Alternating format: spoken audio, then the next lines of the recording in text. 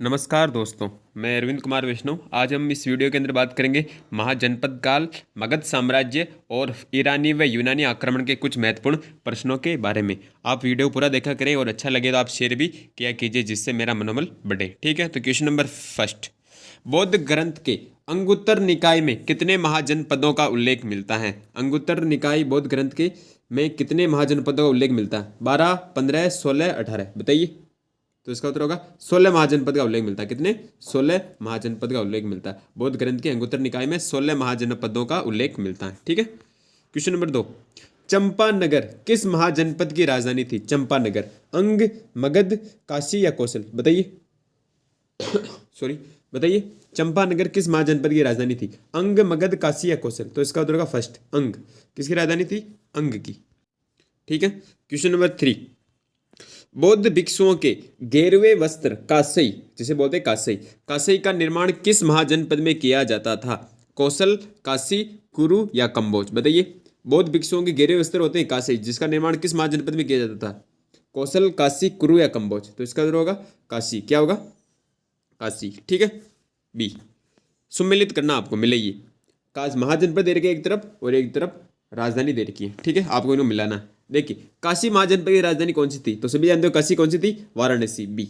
ठीक है। मगध की राजधानी कौन सी थी? तो राजगृह या गिरिवज्र, राजगृह या गिरिवज्र। ठीक है। कौशल की राजधानी कौन सी थी? तो श्रावस्ती। कौशल महाजनपद की राजधानी थी श्रावस्ती। और वज्जी की राजधानी थी मिथिला। और मिथिला ऑप्शन नहीं हो तो कौन सी थी मेन? वैशाली। कौन सी थी? वैशाली। ठीक है, वैशाली। ओके, तो ये इसका उत्तर होगा। वापस मिलाते हैं। देखो, काशी महाजनपद की राजधानी थी वाराणसी। मगध की राजधानी थी राजगृह या गिरिवज्र। कौशल की राजधानी थी श्रावस्ती। और वज्जी की राजधानी थी मिथिला या वैशाली। मिथिला या वैशाली। ओके, हो गया होगा मेरे हिसाब से याद आपको। ठीक है। Question number 5। किस महाजनपद का शाब्दिक अर्थ पशुपालक समुदाय था? किस महाजनपद का शाब्दिक अर्थ क्या था? पशुपालक समुदाय। वत्स, पांचाल, मत्स्य या वज्जी बताइए। वत्स, पांचाल, मत्स्य या वज्जी? तो इसका उत्तर होगा डी, वज्जी। वज्जी महाजनपद का उत्तर अर्थ क्या होता था?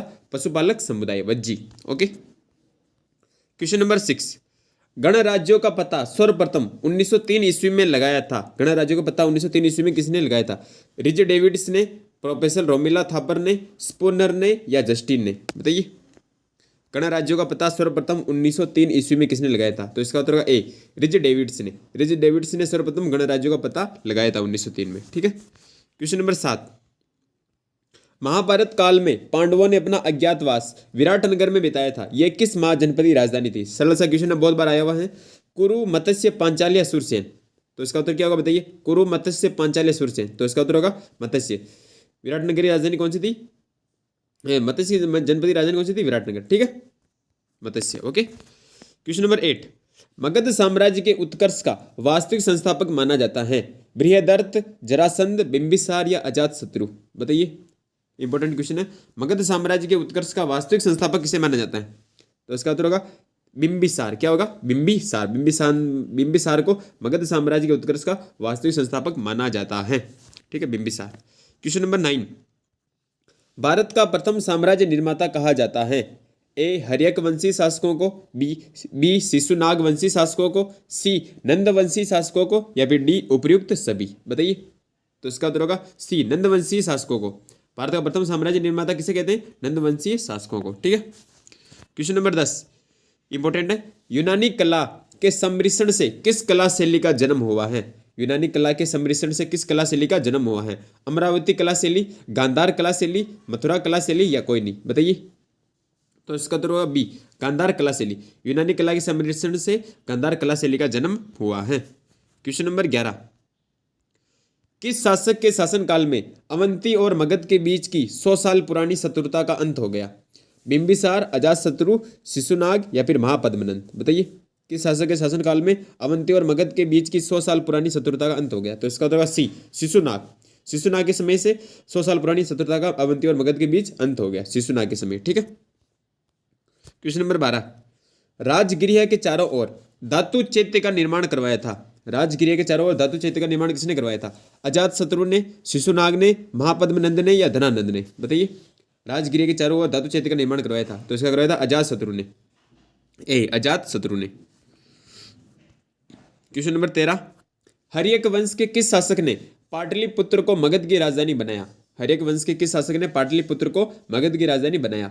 अजातशत्रु, उदयीन, कालाशोक, शिशुनाग। अजातशत्रु, उदयीन, कालाशोक, शिशुनाग। तो इसका उत्तर होगा बी, उदयीन। उदयीन ने पाटलिपुत्र को मगध की राजधानी बनाया था, उदयीन। ठीक है, बी। क्वेश्चन नंबर 14, मगध साम्राज्य के किस वंश के शासकों को पितृहंता कहा जाता है? मगध साम्राज्य के किस वंश के शासकों को पितृहंता कहा जाता है?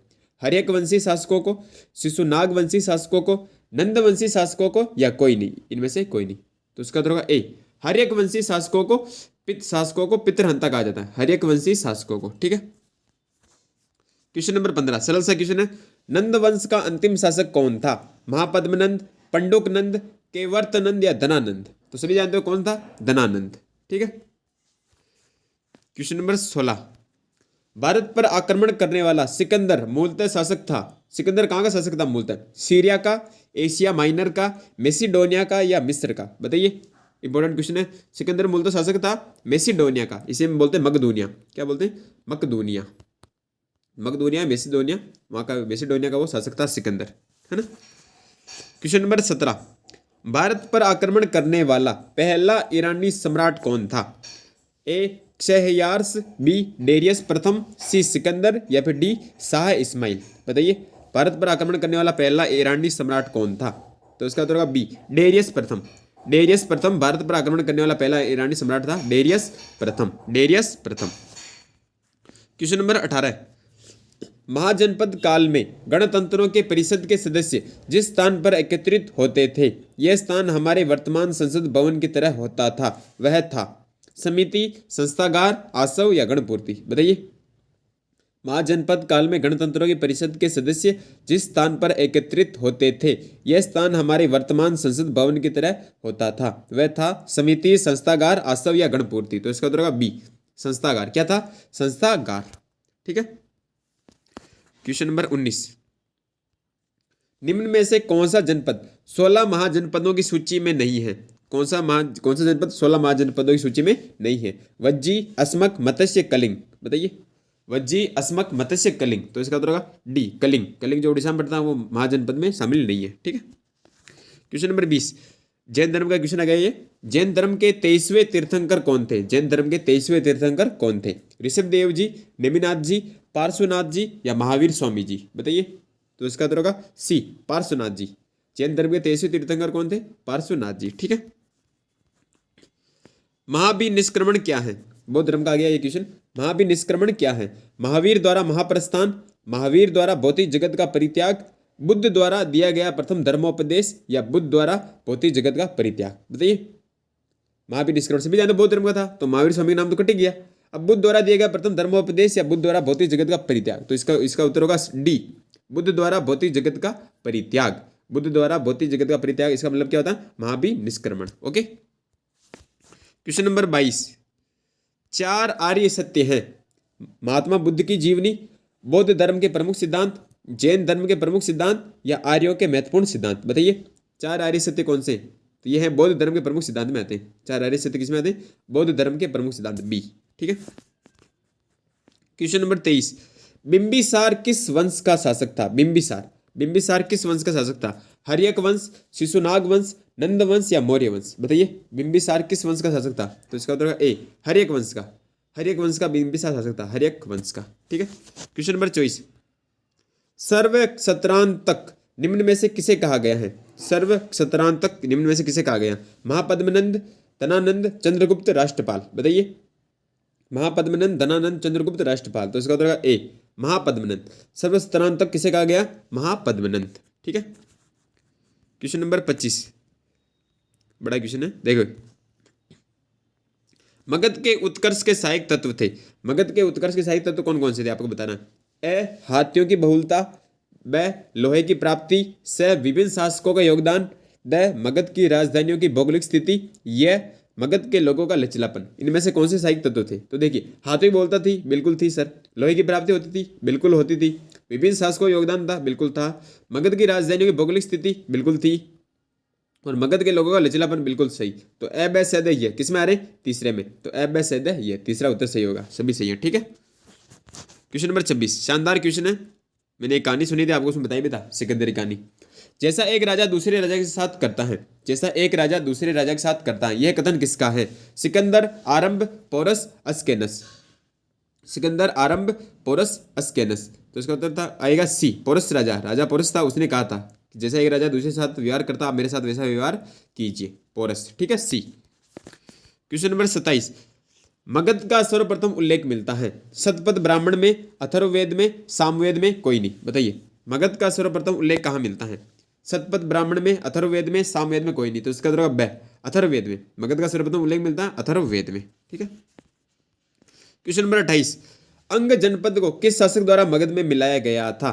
अंग जनपद को किस शासक द्वारा मगध में मिलाया गया था? अजातशत्रु, बिंबिसार, उदयीन, कोई नहीं। तो इसका उत्तर क्या होगा बताइए? तो इसका उत्तर बी, बिंबिसार।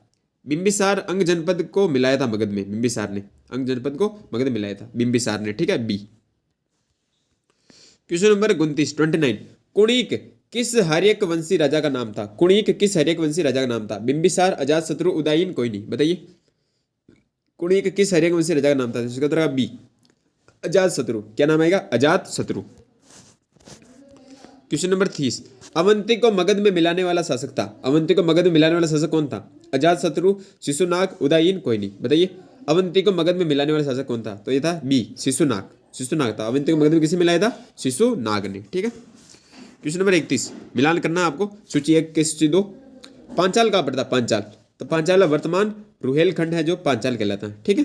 काशी, काशी कहाँ? वर्तमान वाराणसी। ठीक है। असमक कहाँ? तो असमक गोदावरी नदी के तट पर स्थित है। और कलिंग सभी जानते हो, कलिंग कहाँ? उड़ीसा। कलिंग का युद्ध हुआ था। वापिस बताऊँ, पांचाल कहाँ है? वर्तमान रुहेलखंड। काशी कहाँ है? वर्तमान वाराणसी। असमक कहाँ है? गोदावरी नदी के तट पर स्थित। और कलिंग कहाँ है? उड़ीसा में स्थित। ठीक है। क्वेश्चन नंबर 32, अंतिम क्वेश्चन है, निम्नलिखित में से कौन सा कथन असत्य है? गलत कथन आपको बताना है। नंद वंश का अंतिम शासक गणानंद था, बिल्कुल सही है। तो असत्य नहीं होगा। जेनाफोन ने धनानंद को धनाढ़ व्यक्ति कहा, बिल्कुल कहा है। और नंद वंश का विनाश चंद्रगुप्त मौर्य ने किया था, ये भी सही है।